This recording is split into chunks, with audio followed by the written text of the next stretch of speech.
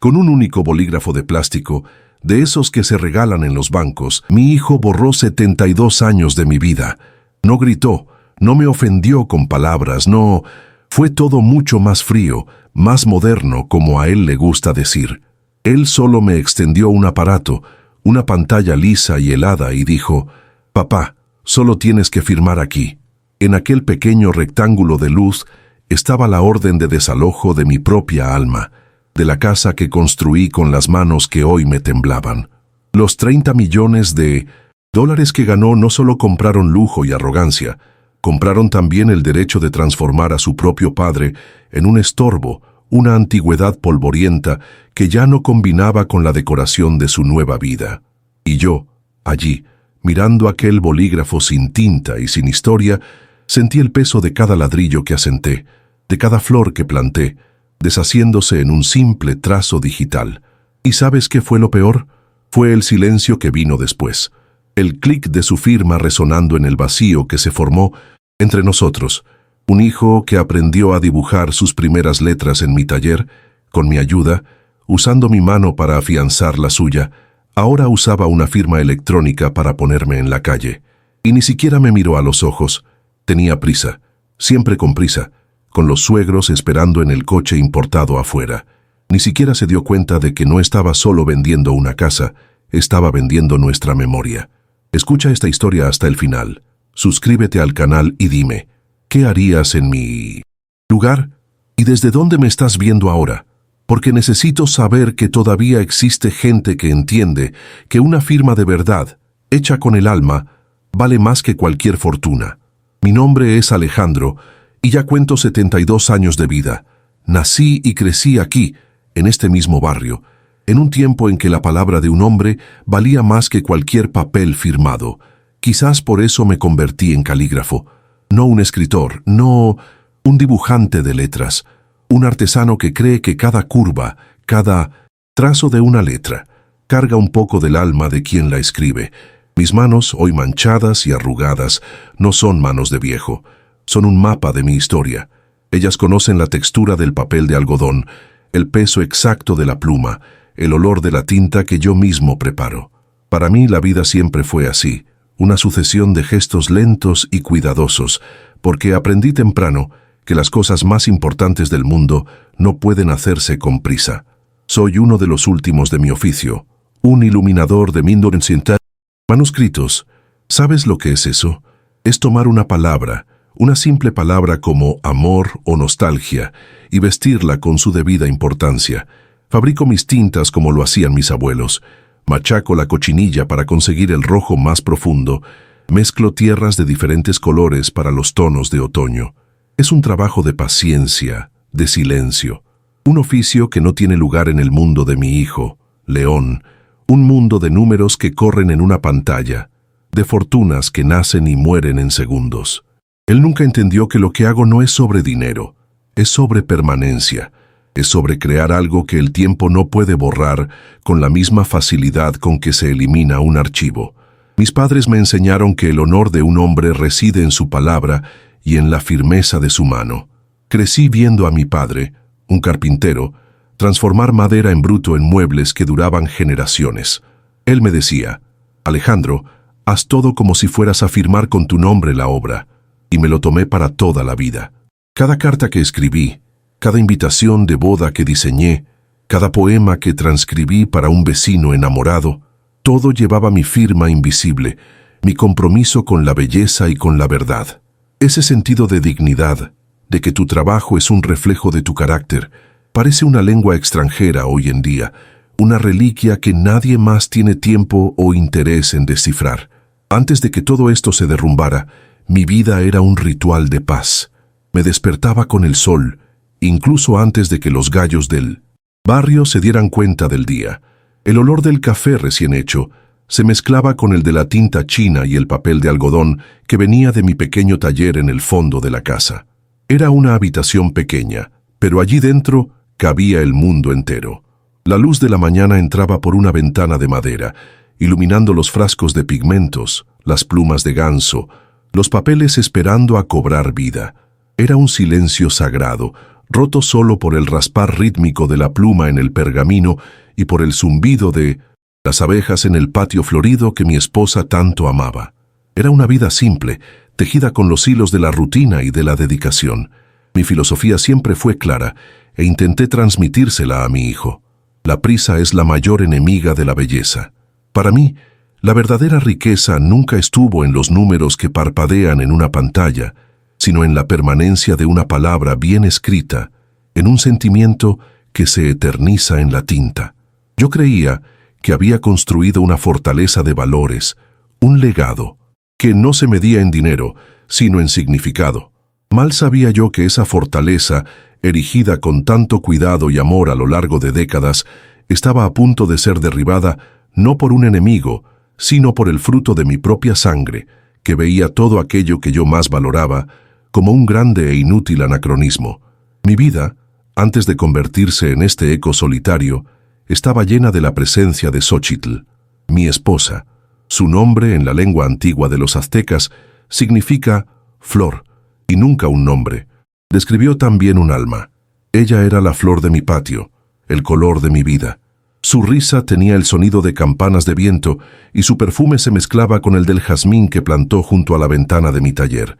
Incluso después de su partida, yo todavía la encontraba en todos los rincones, en el calor del sol que daba en su banco de mimbre preferido, en el sabor del té de canela que ella me enseñó a hacer, en el silencio de la casa que de repente se hizo demasiado grande y vacía sin la música de su voz. Xóchitl era la poesía que le faltaba a mi prosa. Mientras mis manos se ocupaban de la forma, del cuerpo de las letras, su voz les daba el espíritu. Pasaba horas sentada en una mecedora en mi taller, con un libro de poemas en el regazo, leyéndome en voz baja y serena.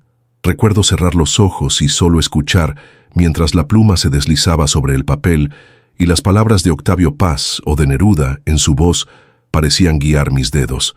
Ella decía que yo era el guardián de la belleza de las palabras, pero la verdad es que la belleza venía toda de ella. Sin su voz, mi oficio se convirtió en solo técnica, una caligrafía sin corazón.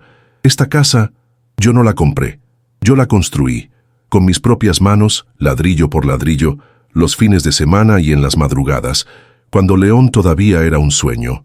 Recuerdo el peso de las vigas de madera en los hombros, el olor a cemento fresco. Xóchitl estaba siempre a mi lado, trayéndome un vaso de agua fresca, con una sonrisa que aliviaba todo el cansancio. Fue ella quien eligió los azulejos azules del patio, diciendo que nos robaban un pedazo del cielo. Ella plantó la bugambilla que hoy abraza las paredes como una memoria viva. Cada grieta en esta casa, cada marca en el suelo de madera, es una línea en la página de nuestra historia. Un lugar no está hecho de paredes, está hecho de vida vivida. Y entonces vino nuestro niño, León. El día que nació fue el día en que el sol decidió vivir dentro de nuestro pecho. Sostener. Aquella manita tan pequeña que se cerraba con fuerza alrededor de mi dedo manchado de tinta fue la sensación más real que he tenido jamás. Xóchitl y yo no soñábamos con un hijo rico o poderoso. Solo queríamos un hombre bueno, un hombre que supiera ver la belleza en las cosas simples, que tuviera un corazón gentil y un alma honesta. Lo criamos rodeado de libros, de música, del olor a tierra mojada después de la lluvia. Le enseñamos que el valor de un hombre no está en lo que tiene, sino en lo que es. Todavía siento el calor de su manita sobre la mía. Debía tener unos 5 años, sentado en mi regazo, en mi mesa de trabajo. Le estaba enseñando a dibujar la letra L, la primera letra de su nombre. Firme, mi hijo, pero con ligereza, le decía. La pluma necesita danzar sobre el papel, no pelear con él. Recuerdo su ceño fruncido en concentración, la punta de la lengua fuera, el olor a infancia que tenía. Es una cruel ironía del destino que la misma mano que guié con tanto cariño para crear la belleza de una letra, años más tarde, sostendría con frialdad un bolígrafo de plástico para borrar mi existencia de aquel lugar, sin siquiera dudar. Fue con Xóchitl que comencé mi proyecto más importante, uno que nadie ha visto nunca. Lo llamábamos nuestro herbario de sentimientos. Era un libro pequeño, que yo mismo encuaderné con cuero. La idea era simple. Cada día especial, recogíamos una flor o una hoja de nuestro jardín, la prensábamos entre las páginas y al lado, con la caligrafía más delicada, escribíamos una única palabra que definiera aquel momento. Hay una hoja de naranjo con la palabra promesa al lado, un pétalo de rosa con la palabra perdón. Era nuestro diario secreto, un diccionario de nuestro amor, escrito no con tinta, sino con la propia vida que brotaba de nuestro patio. Cuando ella enfermó, la casa entera enfermó con ella. Las flores del patio parecían haber perdido su color, y el silencio se volvió pesado, denso. Su partida no hizo ruido. Fue como una vela que se apaga lentamente, dejando atrás solo el olor a nostalgia en el aire. Después de que se fue, continué nuestro herbario solo. Era mi forma de conversar con ella. Prensaba un pétalo de la bugambilla que tanto amaba y escribía al lado, vacío, o memoria.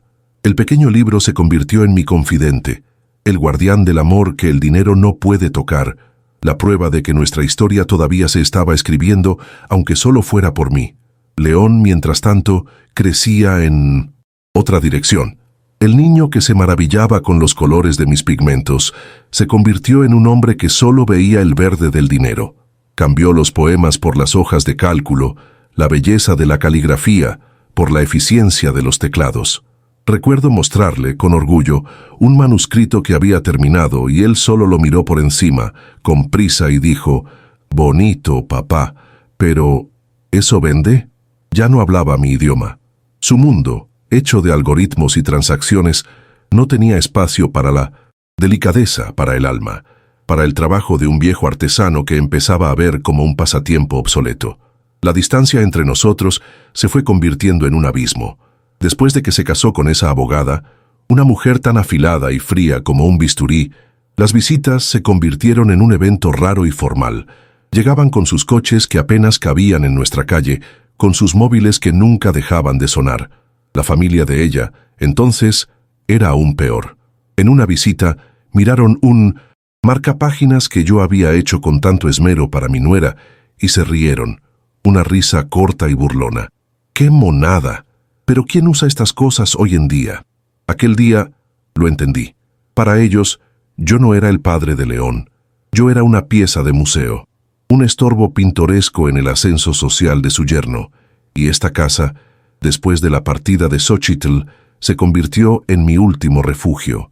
Más que paredes y un techo, era la guardiana de nuestras memorias. El eco de su risa todavía estaba en los pasillos. El calor de su abrazo todavía estaba impregnado en el viejo sillón de la sala. Cada rincón guardaba una historia, cada objeto era una reliquia de nuestro amor. Era mi pedazo de tierra sagrada, el único lugar en el mundo donde no me sentía completamente solo. Era todo lo que me quedaba de ella y de mí mismo, y era exactamente eso, esa última y sagrada fortaleza, lo que mi hijo estaba a punto de quitarme con un único e implacable trazo digital. Sucedió una tarde de martes, una tarde como cualquier otra, con el sol amarillento entrando por la ventana del taller y pintando el suelo con recortes de luz. Estaba limpiando mis plumas, un ritual que me calmaba el alma, cuando oí el sonido, el rugido suave y arrogante de un motor que no pertenecía a nuestra calle. Miré por la rendija de la cortina y lo vi. Era el coche de León, grande y oscuro, pareciendo un bicho de otro mundo aparcado frente a mi portón de hierro. Él y su esposa bajaron. No caminaban como un hijo que viene a visitar a su padre, sino como dos ejecutivos que llegan para una inspección. Ropa impecable, maletines de cuero en las manos y una prisa en la mirada que ya me heló la sangre. Entraron en casa sin la ceremonia de quien entra en un hogar. Fue un «Hola, papá», seco, sin abrazo, sin calor. Mi nuera, esa abogada con ojos de contrato, ni siquiera se sentó. Se quedó de pie en medio de mi sala, y su mirada recorría los muebles, las paredes, las pequeñas imperfecciones que contaban nuestra historia. Pero ella no veía historia, veía solo vejestorios. Una mirada que medía, calculaba, evaluaba. Una mirada de quien no ve un hogar, sino un inmueble, un activo a ser liquidado. León evitaba mis ojos. Parecía un actor en un papel que no quería, pero que estaba determinado a representar hasta el final, sin fallos. Entonces, sacó del maletín no un fajo de papeles, como yo podría esperar, sino el tal aparato, una tableta, fría, fina, impersonal. La encendió y la luz azul de la pantalla pareció absorber toda la calidez de la sala. En aquel rectángulo luminoso, un documento lleno de cláusulas y letras pequeñas que mi corazón se negaba a entender. Para un hombre que dedicó su vida a la textura del papel, al olor de la tinta, a la belleza de un documento hecho para durar, aquella imagen digital era una ofensa. Era la materialización de todo lo que yo despreciaba. Lo efímero, lo impersonal, lo desechable, una vida entera resumida en un archivo temporal. Fue cuando me extendió la tableta, junto con un bolígrafo de plástico de esos transparentes, y dijo las palabras que se convirtieron en la banda sonora de mi luto. Papá, solo tienes que firmar aquí en la pantalla. Es más rápido. Rápido. Esa fue la palabra que usó, la palabra que siempre nos separó, su mundo corriendo hacia ninguna parte, y el mío quieto, saboreando cada segundo. Quería que la destrucción de mi vida fuera un acto eficiente, limpio, sin la burocracia del afecto o de la consideración. Un simple toque, un gesto veloz para borrar décadas de lentitud y de amor. La crueldad no estaba solo en lo que pedía, sino en la justificación que usaba. Y como si el cuchillo no estuviera lo suficientemente hundido, giró la hoja. El dinero de la venta ya se ha usado como entrada para tu nuevo apartamento en la Ciudad de México. Y listo. El suelo desapareció. No había elección, no había conversación, no había súplica. La decisión ya había sido tomada por ellos en alguna sala de reuniones con aire acondicionado, lejos del olor de las flores de mi patio. Mi casa, la casa de Xochitl, ya no era mía. Yo era solo el último obstáculo, el último detalle burocrático por resolver. En ese instante, dejé de ser el dueño de mi historia para convertirme en un personaje secundario, un viejo que necesitaba ser reubicado para que el progreso pudiera seguir su curso. Miré el bolígrafo de plástico en su mano. Era un objeto tan insignificante, tan sin alma, una cáscara hueca, con una carga de tinta barata. Lo comparé mentalmente con mis plumas, con mis pinceles de pelo de Marta, con los mangos de madera que yo mismo lijé hasta que se moldearon perfectamente a mi mano. Cada herramienta mía tenía una historia, una memoria. Aquel bolígrafo era el símbolo perfecto de aquel momento, un objeto hecho para ser usado y desechado, así como aparentemente yo. Forzar a un calígrafo a usar aquello para firmar su propia sentencia era de una crueldad poética, un refinamiento de humillación que quizás ni él mismo comprendió. Su esposa, nuera, observaba todo desde una distancia calculada. No decía nada, pero su postura hablaba por ella.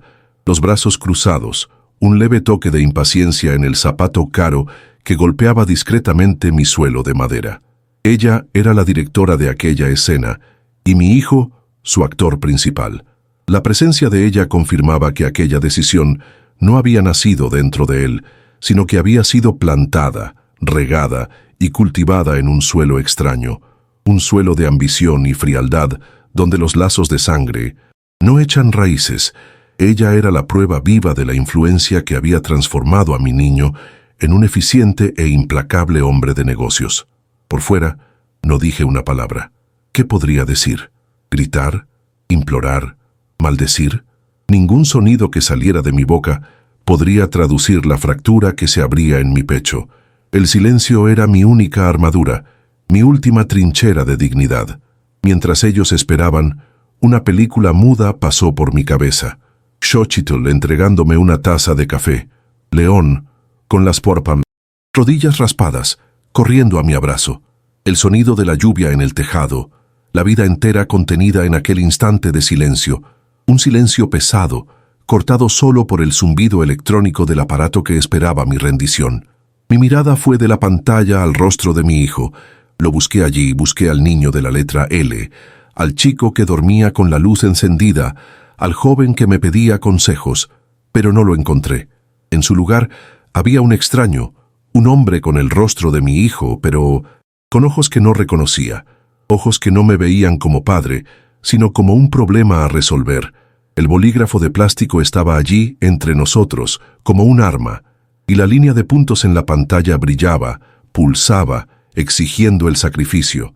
Y yo, don Alejandro, el hombre de las palabras, estaba completamente sin nada que decir. No respondí. Mi voz se negó a participar en aquella profanación. Mi mirada bajó del rostro desconocido de mi hijo al bolígrafo de plástico que me ofrecía.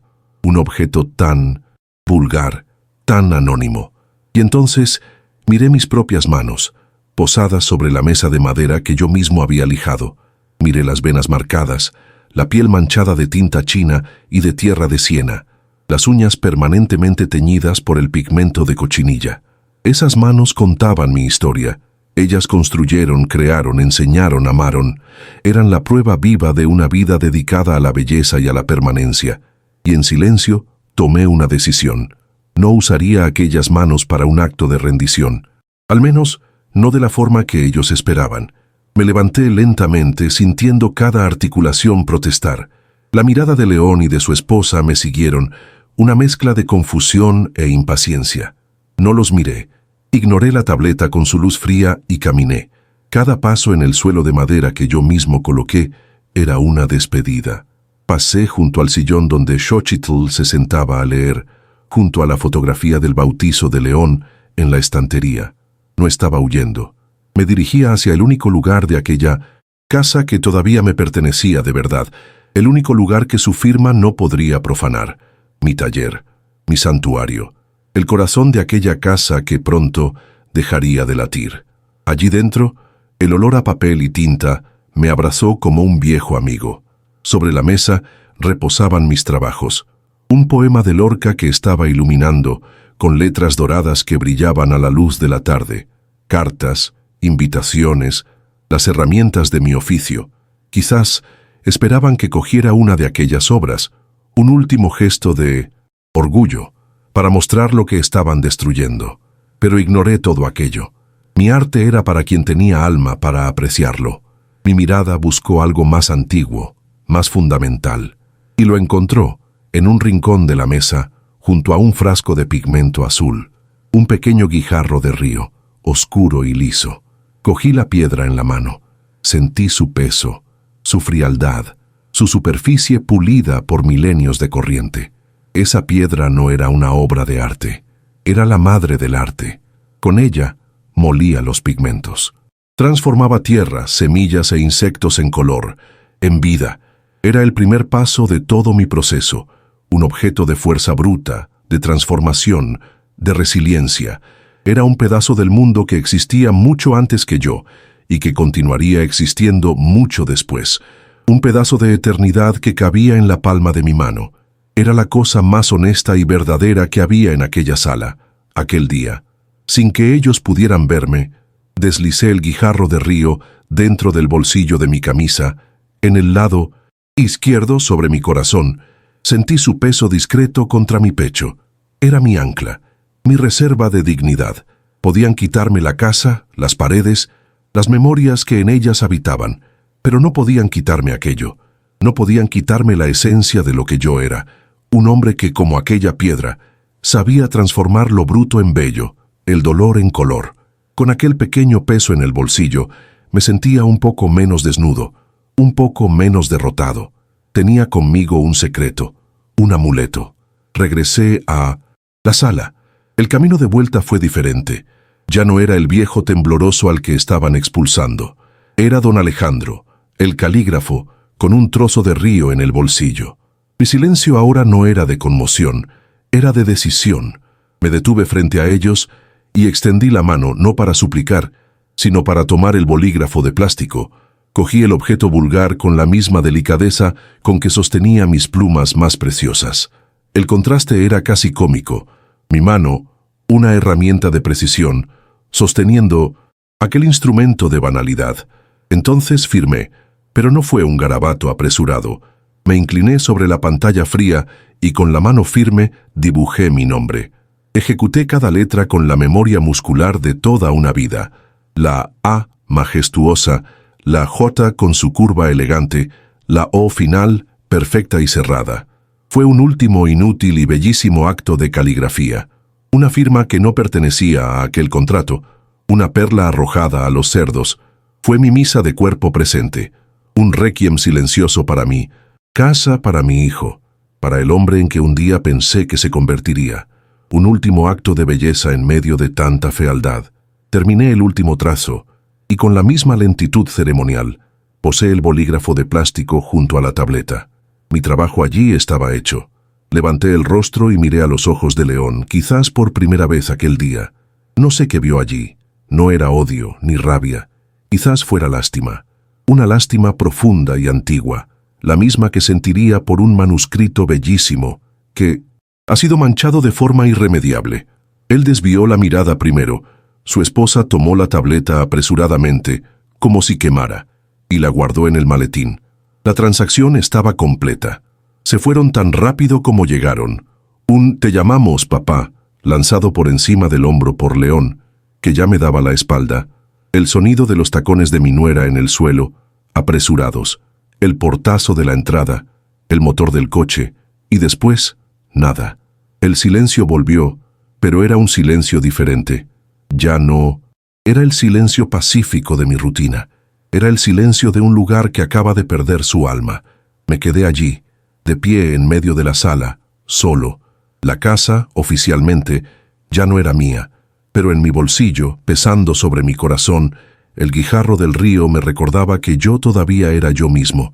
El apartamento al que me enviaron era una caja blanca, limpia, sin una sola marca en las paredes que pudiera contar una historia.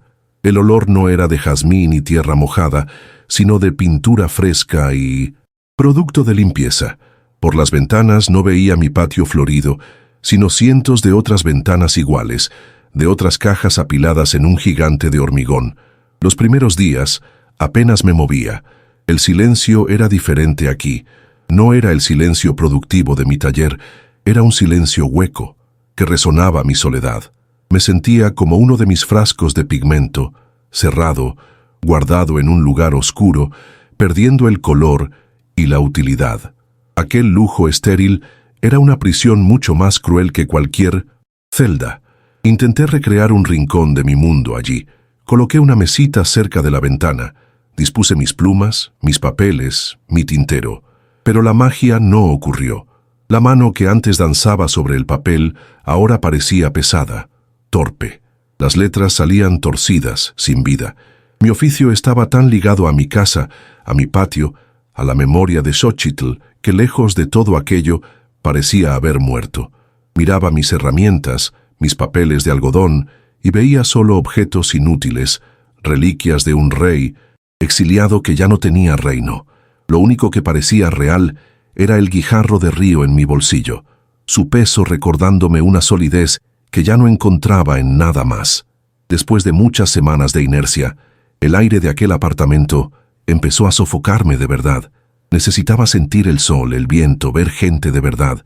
Junté mis cosas en una pequeña bolsa de tela, un tintero, mi pluma favorita y algunas hojas de papel. Puse el guijarro en el bolsillo, como siempre, y salí sin rumbo. Encontré una placita a unas cuantas manzanas de allí, un lugar modesto, con unos árboles sufridos y unos bancos de cemento. Me senté en uno de ellos, sin saber qué hacer. Era un náufrago que acababa de encontrar un trozo de madera al que aferrarse, pero todavía estaba perdido en medio del océano. Para no volverme loco con mis propios pensamientos, tomé la pluma y la sumergí en la tinta. Sin pensar, comencé a dibujar sobre la hoja de papel.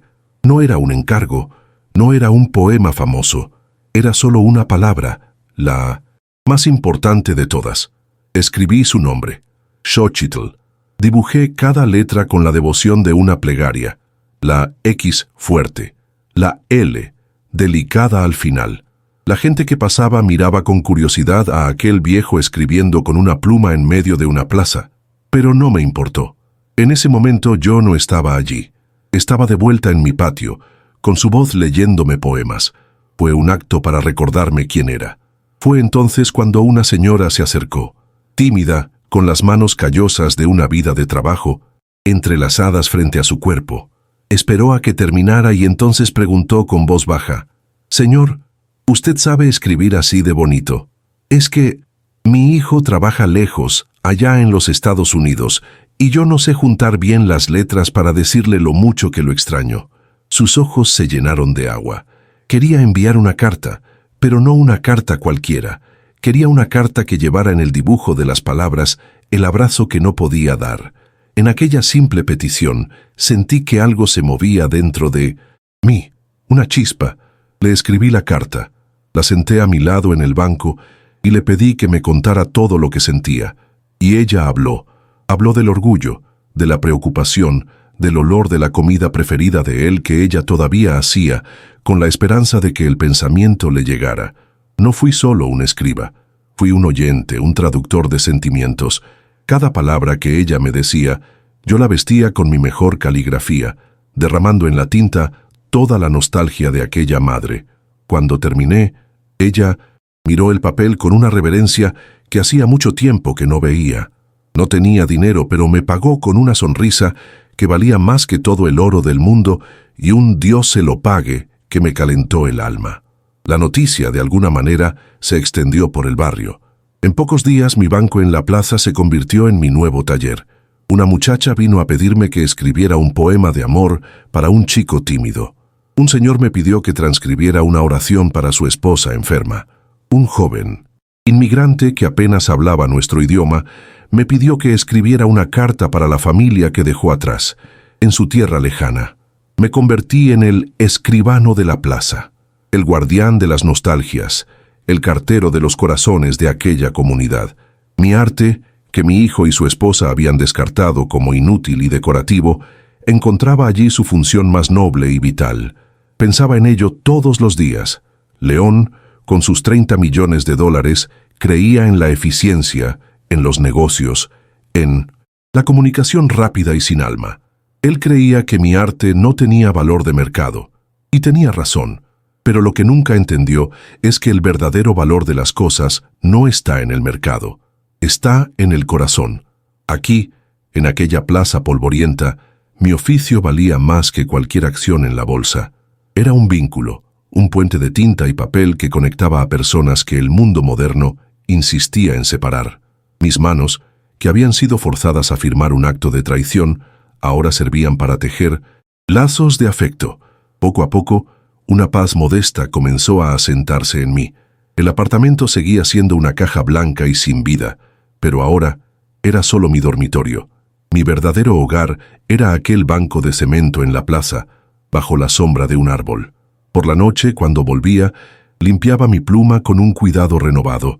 Sentía el guijarro de río en mi bolsillo, ya no como el recuerdo de un mundo perdido, sino como la piedra angular de este nuevo comienzo.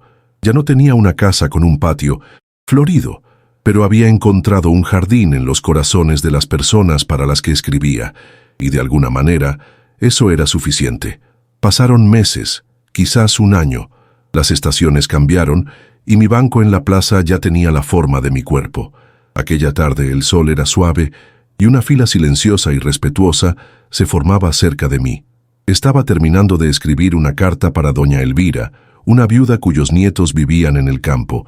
Yo ponía esmero en la S de saudade, nostalgia, intentando dibujar en la letra toda la opresión que sentía en el pecho. El sonido de mi pluma en el papel era la única música, un sonido familiar que traía paz a aquel pequeño universo que habíamos creado allí. Estaba en mi lugar, haciendo para lo que nací. Estaba completo de nuevo, y fue en ese exacto momento de paz cuando lo vi.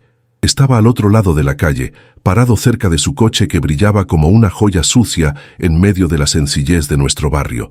El traje caro, los zapatos pulidos, la postura tensa.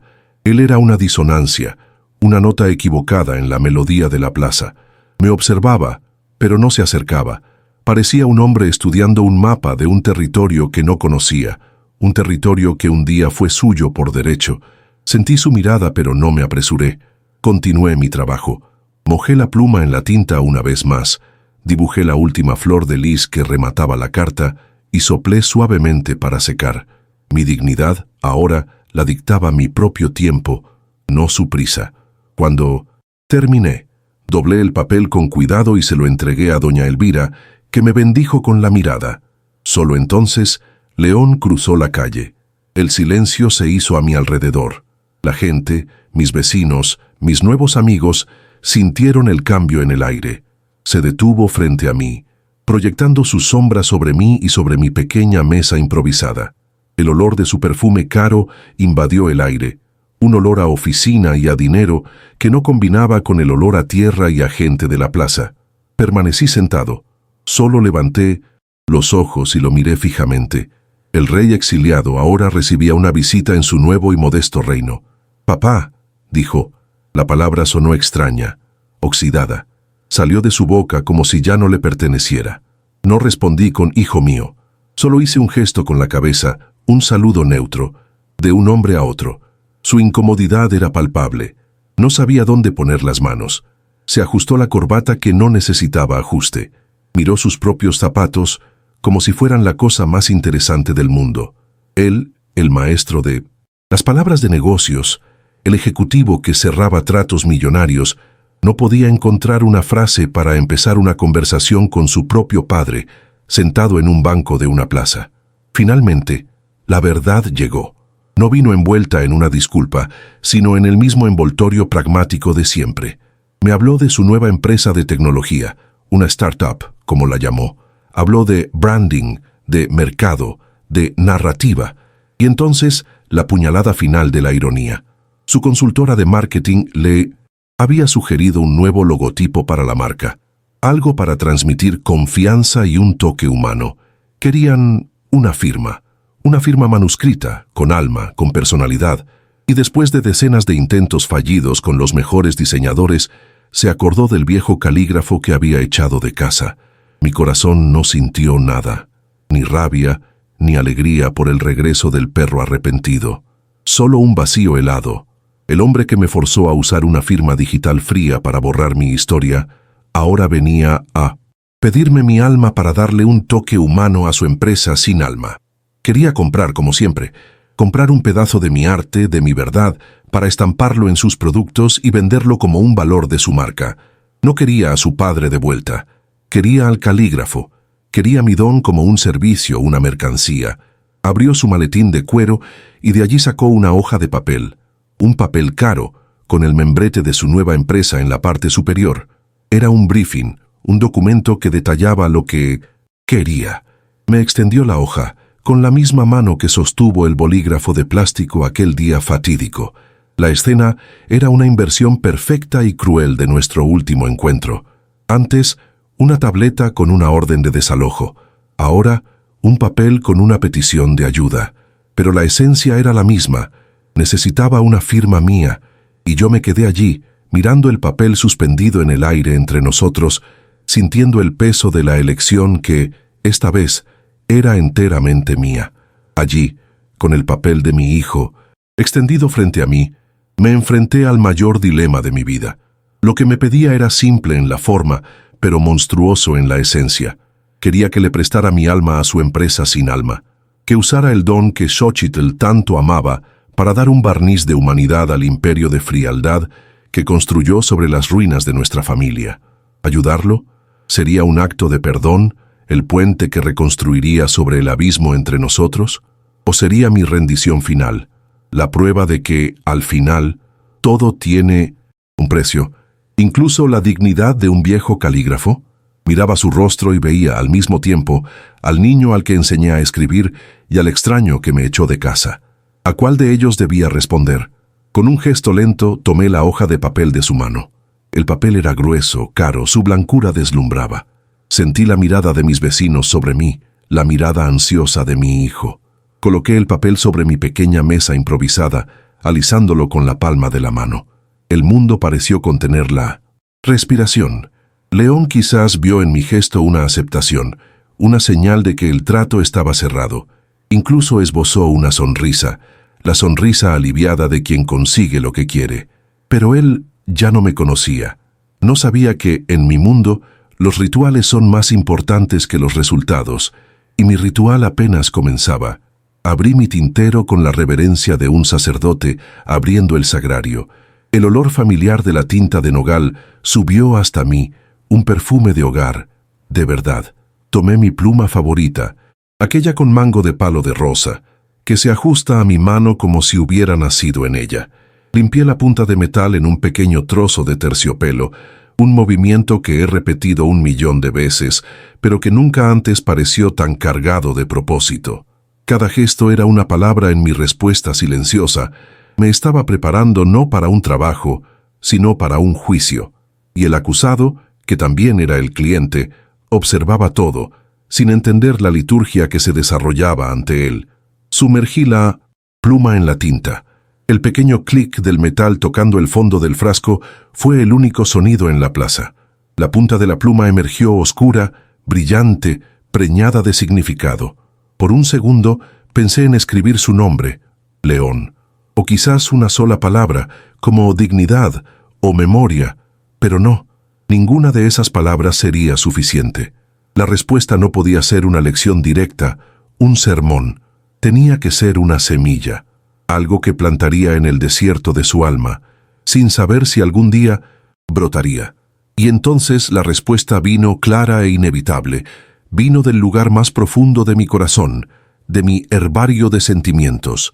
Mi mano descendió sobre el papel, y con la firmeza y la delicadeza que 72 años de vida y oficio me dieron, escribí, no un logotipo, no una firma para una marca. Escribí una única y sagrada palabra en el centro de aquella hoja corporativa, una palabra que era, al mismo tiempo, una flor, una mujer, una casa, una vida entera, con la caligrafía más perfecta que he producido en toda mi existencia. Dibujé su nombre, Xochitl. Cada letra era un pétalo, cada trazo era una raíz. Era mi obra maestra, la más bella y la más dolorosa de todas las palabras que he escrito jamás. Aquella palabra era mi respuesta completa. Era el recuerdo de todo lo que él había elegido olvidar. El nombre de la madre que lo amó. El nombre que significa flor, la belleza que cambió por la eficiencia. Era el jardín que cementó, la poesía que cambió por contratos. Era mi más bella creación y mi más profunda acusación. No era un acto de venganza, sino un acto de memoria. No le estaba negando mi talento. Le estaba ofreciendo la cosa más valiosa que poseía, la llave para recordar quién era, antes de que los 30 millones de dólares lo transformaran en alguien que ni su propia madre reconocería. Soplé la tinta suavemente, como si soplara un beso de despedida. Su nombre se secó, fijándose para siempre en aquella página. Entonces, tomé la hoja, me levanté del banco, por primera vez y se la extendí de vuelta a mi hijo. No dije nada. Mis ojos lo dijeron todo. Él tomó el papel, y vi la confusión en su rostro transformarse en un shock mudo. Miró el nombre de su madre, escrito con una belleza divina, y luego a mí. ¿Qué haría con aquello? ¿Lo arrugaría como un insulto? ¿O lo guardaría como una reliquia? La elección de descifrar el mensaje, o descartarlo para siempre, ahora era suya. Le di la espalda, y comencé a guardar mis cosas. Él se quedó allí parado por un largo tiempo solo mirando el papel. No sé qué pasó después, no miré hacia atrás. A veces la comunicación más importante no se hace con palabras, sino con gestos. ¿Tuvo algún sentido esta historia para ti? Cuéntame, en mi lugar, ¿le habrías dado el logotipo que quería? ¿O le habrías dado la memoria que necesitaba para quizás salvarse? Esta noche, aquí en mi caja blanca, mientras limpio mi pluma, sostengo el guijarro de río en la otra mano. Está caliente con el calor de mi cuerpo. Pienso que hay valores que no se pueden cotizar en la bolsa y firmas, hechas con la tinta de la dignidad, que ningún contrato millonario puede comprar o borrar. ¿Entenderá mi hijo el mensaje? Sinceramente, no lo sé. El futuro no me pertenece. Pero ¿y tú que me has escuchado hasta aquí? ¿Habrías perdonado?